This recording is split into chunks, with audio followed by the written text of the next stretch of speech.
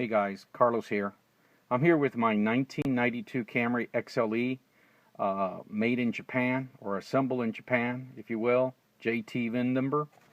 And I had, for the longest time, no horn and no cruise control. And then down over there by the instrument panel on the far left-hand side, my airbag lights came on. And slowly but surely, all these items didn't take effect all at once, little by little, and one of the reasons is because as soon as you move the steering wheel, there was something wrong in there. I had to replace this freaking light switch here because from another car, and in doing so, I had to splice and remove the steering wheel, remove the airbag, of course, all this assembly, in order to splice in this switch. These are not modular switches, mind you. I think after 1996 they became modular. In other words, you could take a switch and not replace the whole assembly. I opted to just use the assembly I had and splice in this switch from another car.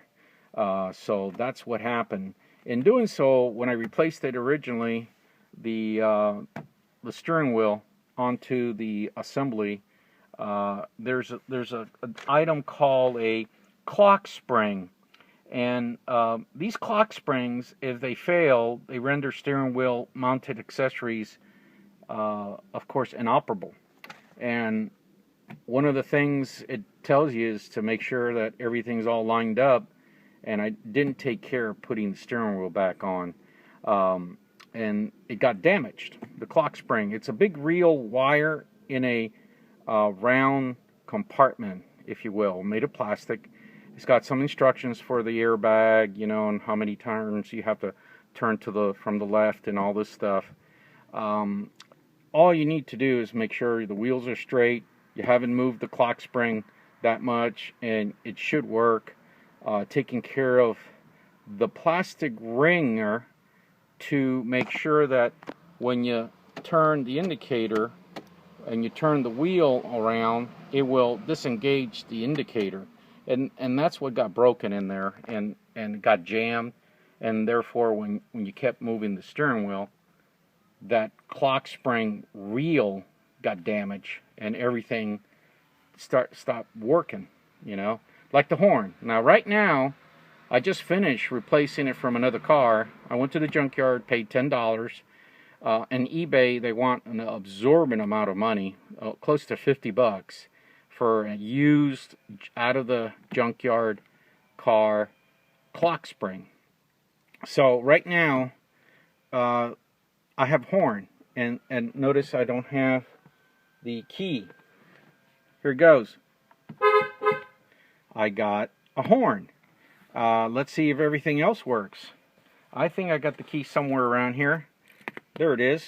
Genuine Toyota.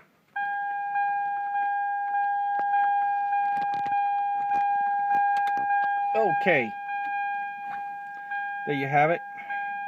These are lamp lights, and they should be disappearing, and the airbag should be disappearing, hopefully. And if not, oh, that's because I didn't turn on the car. That's okay. So let's take a look here. I got here the cruise control, and let me turn it on. Let's see here. 3, 2, 1, mark. There you go. That works.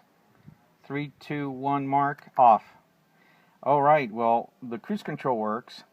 Let me see if all the other things work. Indicator. Of course, that the indicators really don't go through the clock spring.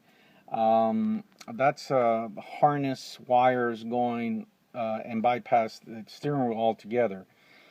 But let me see if I could turn on the car, and hopefully, well, it looks to me that there's still something wrong with the airbag then. Oh well. I'm going to have to keep working on it, but I'm happy though that I got my cruise control back and my horn, which is very important. around here. Oh, by the way, that's not the original horns on this car. I got that the horns from a 2003 Toyota Camry, which is a little higher dB. Well, oh well. That's a shame. There's must be something wrong with the airbag, but I think there's a tool that I could use to reset that. Once the airbag light goes on, it stays on as a result of the clock spring being broken in there. So anyway, I think that's a success. This car has, oh, forget the mileage on this thing. This is the second instrument cluster that I put on this car. This car has almost 500,000 miles. It's December the 4th, Sunday, and approximately almost 2 o'clock in the afternoon, and I finally fixed this thing. A great success. See you guys later.